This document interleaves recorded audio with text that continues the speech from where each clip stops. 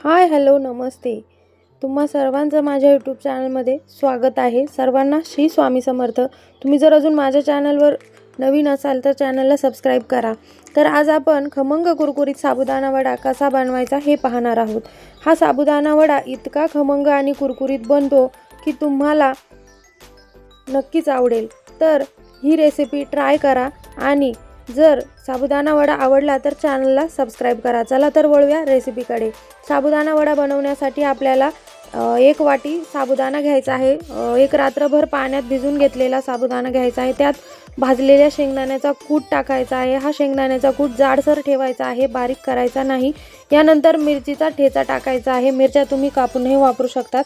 यानंतर उकडलेले बटाटे यात टाकायचे आहे. बटाटे चांगले उकडून घ्यायचे आहे आणि हे बटाटे आपल्याला स्मॅश करून घ्यायचे आहे. म्हणजे बटाटे आपल्याला पूर्णपणे त्या मिश्रणामध्ये एकजीव करायचे आहे. आता मिश्रण मिक्स केल्यानंतर आपल्याला त्यात थोडंसं पाणी वापरायचं आहे. पाणी वापरल्याने या मिश्रणाला बाइंडिंग चांगलं येतं.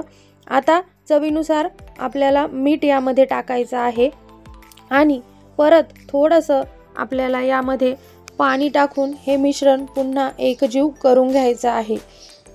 आता पाणी जास्त वापरायचं नाही. जास्त पाणी वापरलं की साबुदाणा वडा कुरकुरीत होणार नाही. त्यामुळे फक्त आपलं जे मिश्रण आहे त्याला बाइंडिंग येण्यापुरतंच आपल्याला पाणी वापरायचं आहे. बघा अशा प्रकारे बाइंडिंग येण्यापुरतं पाणी वापरायचं आहे. आता यानंतर कढईमध्ये तेल गरम व्हायला ठेवायचं आहे. तेल गरम झाल्यानंतर गॅस मध्यम आचेवर ठेवायचा आहे आणि छोट्या छोट्या आकाराचे साबुदाणा वडे तुम्हाला बनवून त्या कढईमध्ये तेलामध्ये टाकायचे आहे. आता साबुदाणा वडा तळत असताना गॅस तुम्हाला मध्यम आचेवरच ठेवायचा आहे. गॅस फुल करायचा नाही, नाहीतर तुमचा साबुदाणा वडा बाहेरून गोल्डन होईल परंतु तो मधून कच्चाच राहील. म्हणून जो गॅस आहे तुम्हाला मध्यम आचेवर ठेवायचा आहे.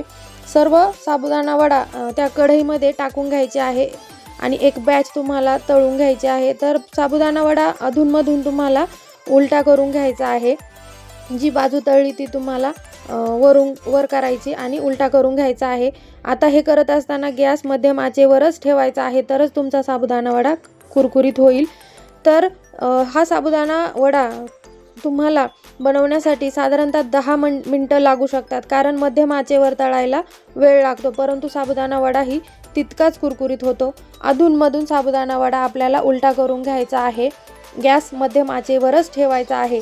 तुम्हाला या साबुदाणा वड्यामध्ये कोणत्याही प्रकारचा बेकिंग सोडा किंवा आपला खाण्याचा सोडा वापरण्याची गरज नाही. हा साबुदाणा वडा अशा पद्धतीने जर केला तर खूपच कडक आणि क्रिस्पी होतो. तुम्हाला या साबुदाणा वड्याची रेसिपी नक्की तुम्ही ट्राय करा, म्हणजे तुमचा साबुदाणा वडा हा क्रिस्पी होईल. तर आता साबुदाणा वड्याचा रंग हलकासा गोल्डन ब्राऊन झाला की तुम्हाला तो साबुदाणा वडा काढून घ्यायचा आहे. जास्त तळू द्यायचा नाही, नाहीतर तो वरतून जळू शकतो. तर अशा प्रकारे तुम्हाला हलकासा गोल्डन ब्राऊन कलर झाल्यानंतर साबुदाणा वडा काढून घ्यायचा आहे. तर बघा अशा प्रकारे तयार आहे आपला खमंग कुरकुरीत साबुदाणा वडा. अगदी 10 ते 15 मिनिटात हा साबुदाणा वडा तयार होतो, परंतु चवीला खूपच कडक, क्रिस्पी, खमंग, कुरकुरीत इतका छान होतो. तुम्ही एकदा ही रेसिपी नक्की ट्राय करा. रेसिपी जर आवडली तर चॅनलला सबस्क्राईब करा, व्हिडिओला शेअर करा, लाईक करा, कमेंट करा.